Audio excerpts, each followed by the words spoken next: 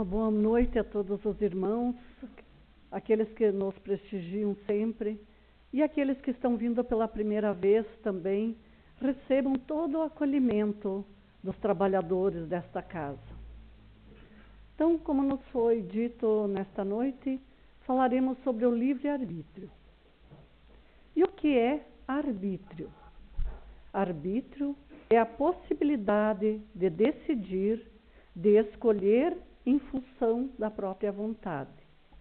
E o livre-arbítrio é a faculdade que tem o indivíduo de determinar a sua própria conduta, ou, em outras palavras, a possibilidade que ele tem entre duas ou mais razões suficientes de querer ou agir, escolher uma delas e fazer que prevaleça sobre as outras.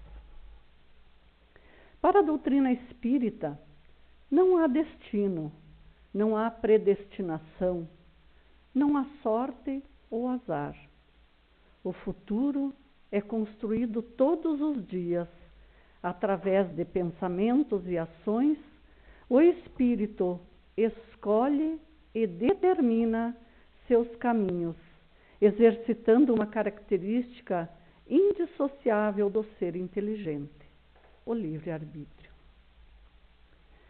E para quem esteve conosco a semana passada, ouvindo o nosso irmão Vitor, que nos deu uma maravilhosa aula sobre a evolução da espécie.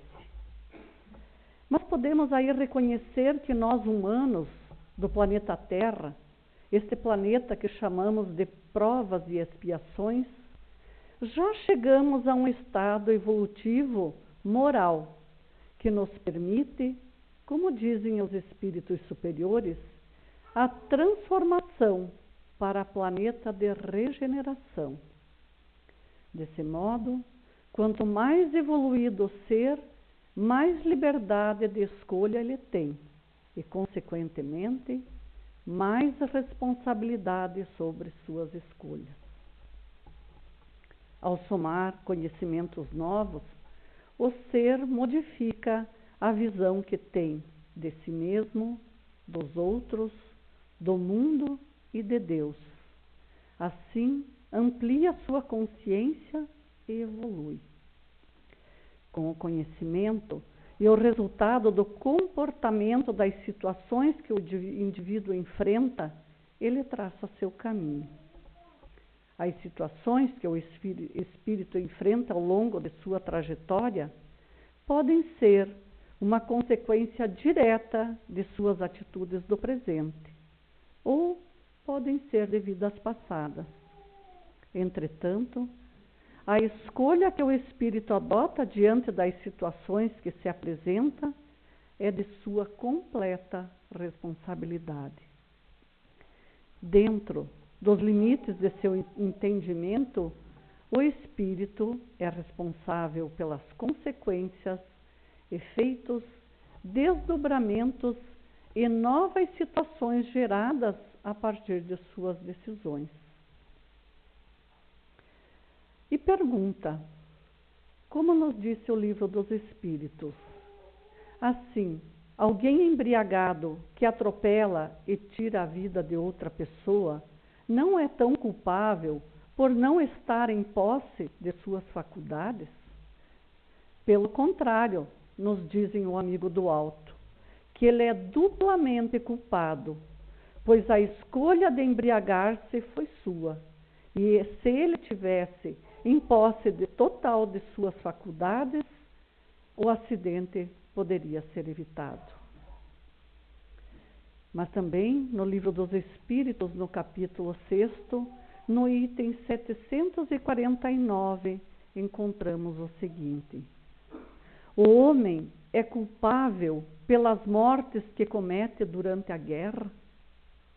Não. Quando ele é constrangido pela força, quando ele é obrigado a ir à guerra. Mas ele é culpável pelas crueldades que comete, e ser-lhe-á levado em conta sua humanidade. E o livre-arbítrio está diretamente ligado a liberdade e a vontade. A maioria dos filósofos da antiguidade e até os dias atuais dizem que nenhum homem possui liberdade ilimitada. No sentido geral, diz-se que há liberdade individual quando a pessoa pensa e age por si mesma, por decisão própria. E Aristóteles, filósofo grego, já dizia: tanto a virtude como o vício dependem da vontade do indivíduo, e que, onde estamos em condição de dizer não, podemos também dizer sim. De forma que, se cumprir uma boa ação depende de nós, dependerá de nós também não cumprir uma má ação. E para René Descartes, a pessoa age com mais liberdade quando compreende as alternativas que envolvem sua escolha. Ao analisar racionalmente as possibilidades para uma tomada de decisão, o indivíduo tem chances de fazer escolhas mais acertadas.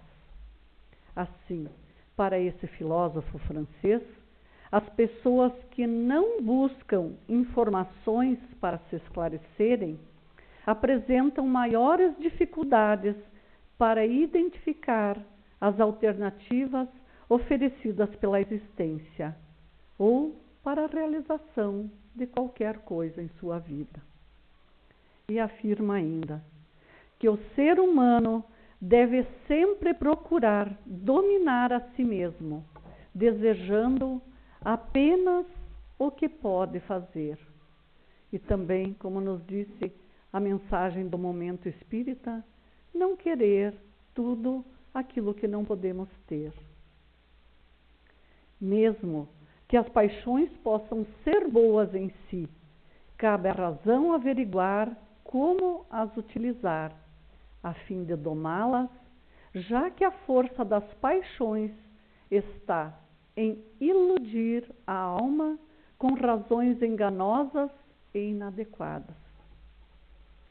Portanto, o intelecto tem prioridade sobre as paixões, na medida em que o melhor conhecimento delas é condição para que possamos controlá-las. E muitas escolas filosóficas, sobretudo as que associam o livre-arbítrio às práticas religiosas, defendem a ideia de que os atos humanos seriam guiados por um determinismo imposto por Deus. Não seria muito absurdo pensar dessa maneira, desde que não tenha o radicalismo. Ou pensar num determinismo cego, implacável, no qual o homem não teria a menor possibilidade de opinar sobre os acontecimentos de sua vida, uma vez que já estariam definidos pela divindade.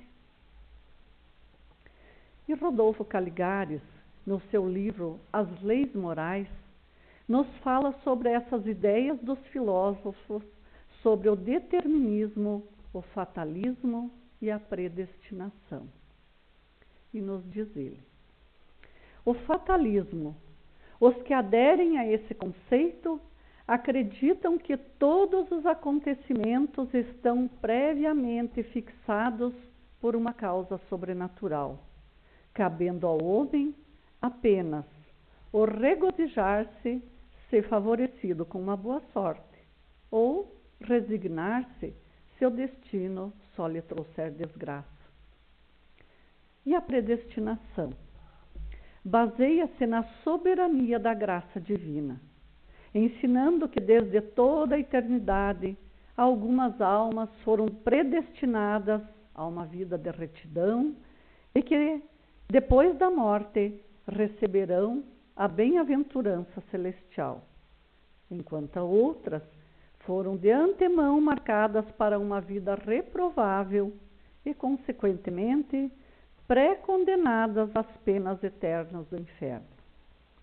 Se Deus regula antecipadamente todos os atos e todas as vontades de cada indivíduo, argumentam eles, Como pode esse indivíduo ter liberdade para fazer ou deixar de fazer o que Deus terá decidido que ele tem que fazer?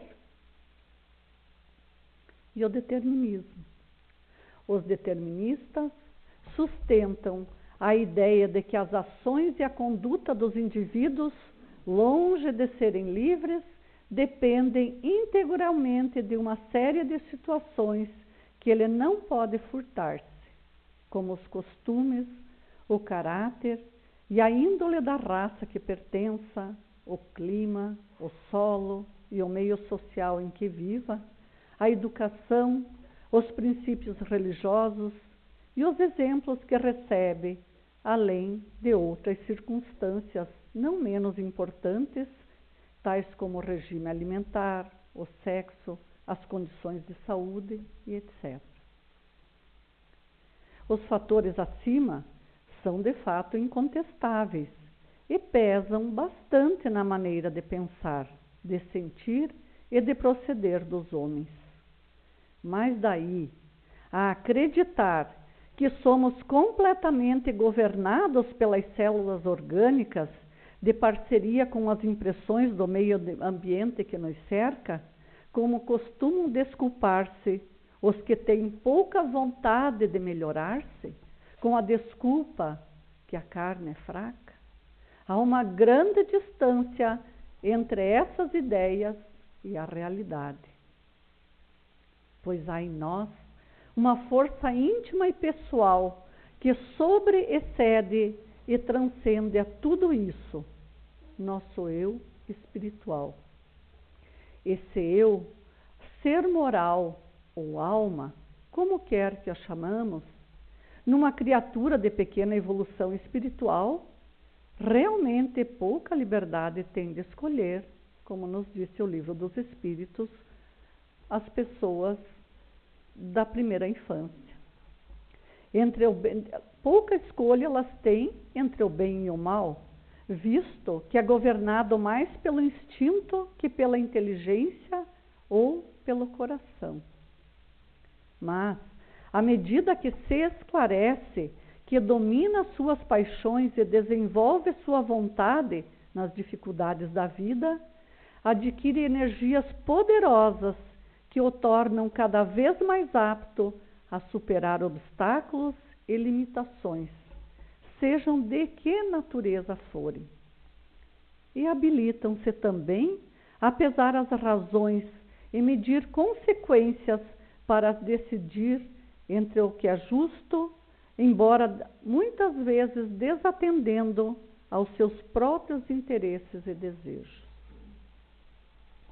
Contudo, à luz da ideia da reencarnação, em que a lei de causa e efeito se manifesta, é possível aceitar que alguns atos da vida seguem um determinismo relativo, relacionado ao planejamento reencarnatório. Assim, essa questão deve ser analisada com bom senso, pois o planejamento é passível de alteração, não é rígido e inflexível. Tudo depende da forma como o indivíduo conduz sua existência e se posiciona perante os desafios da vida. Há quem suponha que a lei de causa e efeito, ou ação e reação, é algo que deva ser cumprido ao pé da letra, independente da vontade e dos esforços individuais. É preciso saber diferenciar causa e efeito, que se expressa sob a bondade e a misericórdia divinas, e a rigorosa lei de Talião, que é olho por olho, dente por dente. Aqui contarei uma historinha para vocês, que talvez muitos já saibam, que nos faz entender bem essa posição. Havia um senhor, um homem, trabalhador de uma fábrica, que era muito bom. Era uma pessoa maravilhosa, que sempre ajudava seus amigos, seus vizinhos, seus colegas de trabalho, sempre procurando ajudar monetariamente ou com uma palavra de carinho. E certo dia ocorreu um acidente na fábrica. E esse senhor colocou a mão numa máquina e foi ao hospital com a possibilidade de perder o braço, porque seu braço ficou muito dilacerado. Todos os colegas conhecidos se reuniram em oração dizendo: como pode uma pessoa tão boa, uma pessoa que ajuda todo mundo, qual é a justiça divina que esse senhor vai perder o braço? Aí, com as orações, as energias positivas, os médicos conseguiram salvar o braço. Apenas ele perdeu um dedo. Esse senhor era espírita e teve a graça de receber uma mensagem certo dia de que o que aconteceu. Em outra encarnação, ele era uma pessoa muito cruel. Por qualquer motivo, era um senhor de escravos, por qualquer pouca coisa, ele mandava cortar o braço dos seus empregados, os de seus subordinados. Aí, então, na sua reencarnação, ele pediu para compensar todo o mal que fez, que ele deveria perder um membro, assim como ele tinha feito com outras pessoas. Mas, pela sua conduta durante a vida, pela sua bondade, pelo todo o seu trabalho de amor que fez durante a vida, ele teve a graça de perder só um dedo. Então, assim nos mostra que não precisamos pagar nossas dívidas só com a dor, porque as nossas boas ações pesam muito na balança divina. Ora, a pessoa consciente das dificuldades e desafios existenciais, sobretudo as que atingem diretamente a vida, pode, no esforço de vontade, fazer com que a lei de ação e reação se cumpra, não pelo sofrimento, mas pelo amor. Pois, como afirmava o apóstolo Pedro, o amor cobre uma multidão de pecados. O Espiritismo, portanto, considera que nada acontece sem que Deus saiba, mas não significa que há um controle divino absoluto que impede a manifestação do homem. Na verdade, Deus dá ao espírito a liberdade de escolha, deixando-lhe a responsabilidade de seus atos. E se vier a sucumbir, resta-lhe o consolo de que nem tudo se acaba para ele, e que Deus, em sua bondade, deixa-o livre para recomeçar o que foi mal feito. E segundo a doutrina espírita, o homem desenvolve sua capacidade de fazer escolhas mais acertadas se saber utilizar corretamente o livre-arbítrio à medida que evolui espiritualmente, pela aquisição de conhecimentos e moralidade. Nessas condições, aprende a distinguir o bem do mal. E para falarmos de bem e mal, buscamos no Livro dos Espíritos, nas questões 121 e 122, orientações. Então é perguntado aos espíritos: por que certos espíritos seguem o caminho do bem e outros o do mal? E a resposta: não têm eles o livre-arbítrio? Deus não os criou maus, criou-os simples e ignorantes, isto é, com aptidões tanto para o bem quanto para o mal. Aqueles que são maus, assim se tornaram por sua vontade. E perguntam também: como podem os espíritos, em sua origem, quando não têm consciência de si mesmos, desfrutar da liberdade de escolha entre o bem e o mal? Existe neles um princípio, uma tendência qualquer que os incline para um caminho mais do que para o outro? E os espíritos elevados nos respondem. O livre-arbítrio se desenvolve à medida que o espírito adquire a consciência de si mesmo. Ele não teria mais liberdade se a escolha fosse determinada por causa independente de sua vontade. A causa não está nele, está fora dele, nas influências a que cede em virtude de sua vontade livre. É a grande figura da queda do homem e do pecado original. Alguns cederam à tentação, outros resistiram. Sempre existem inúmeros caminhos a serem seguidos e cada um de nós optou por eles, que pareceram ser os mais convenientes. Mas nem tudo o que julgamos ser o mais adequado é verdadeiramente o mais apropriado ao nosso bem-estar e integridade. Porque o grau dessa percepção depende dos conhecimentos adquiridos, das experiências vividas e do quanto já conseguimos aprender e apreender sobre as virtudes que necessitamos conquistar para concretizar o nosso progresso. Aprender é conhecer e aprender é compreender e assimilar esse conhecimento adquirido. Livre-arbítrio não significa que a humanidade possa fazer qualquer coisa que lhe agrade. Nossas escolhas são limitadas ao que esteja em sintonia com a nossa natureza. Por exemplo, um homem pode escolher atravessar ou não uma ponte. O que ele não pode escolher é voar sobre a ponte, pois a natureza o impede de voar. Assim, o livre-arbítrio é limitado pela natureza, mas essa limitação não reduz a nossa responsabilidade. O Evangelho deixa bem claro que não só temos a capacidade de escolher, mas também a responsabilidade de escolher sabiamente. Pois também é clara a lição de Jesus quando diz: aquilo que o homem semear, isto também colherá.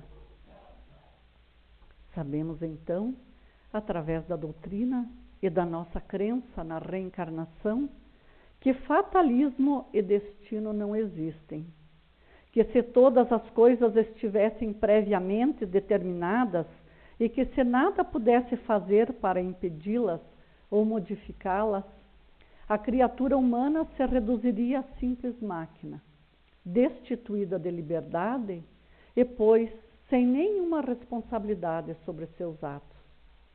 Ora, é evidente que quase sempre nossas decepções, fracassos e tristezas decorrem não da nossa má estrela, como acreditam os supersticiosos, mas pura e simplesmente da nossa errônea maneira de proceder. Reconhecemos que, embora grande parte daquilo que nos acontece sejam consequências naturais de atos conscientes ou inconscientes praticados por nós ou por outrem, com ou sem intenção de nos atingir, tristezas, desgostos e aflições há que nos alcancem sem que possamos atribuir-lhes uma causa dentro de nossa existência atual. Por exemplo, certos acidentes, determinadas doenças, desastres financeiros absolutamente imprevisíveis, que nenhuma providência nossa ou de quem quer que seja podia ter sido evitada. Pessoas feridas em suas afeições, situações que não dependem de sua inteligência nem de seus esforços. Assim, as doutrinas que negam a pluralidade das existências não apresentam uma explicação que satisfaça a razão. Limitam-se a dizer que são os desígnios de Deus e não se deve questionar. A doutrina espírita, ao contrário, com a chave da reencarnação, nos faz compreender claramente o porquê de todos os problemas relacionados com a nossa má sorte. Os acontecimentos que nos ferem e magoam no corpo e na alma, sem causa imediata, nem nesta vida, longe de constituir azares da fatalidade ou caprichos de um destino cego, são efeitos da lei de retorno, pelo qual cada um recebe de volta aquilo que tem dado. Em existências anteriores, tivemos a oportunidade de escolha entre o amor e o ódio, entre a virtude e o vício, entre a justiça e a injustiça. Agora, porém, temos de sofrer o resultado de nossas decisões e escolhas, porque está na lei que a semeadura é livre, mas a colheita é obrigatória.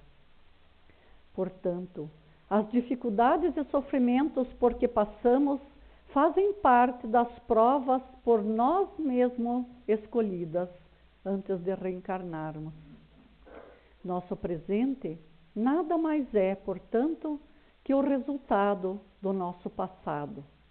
Assim como nosso futuro está sendo construído agora pelos pensamentos, palavras e ações de cada momento.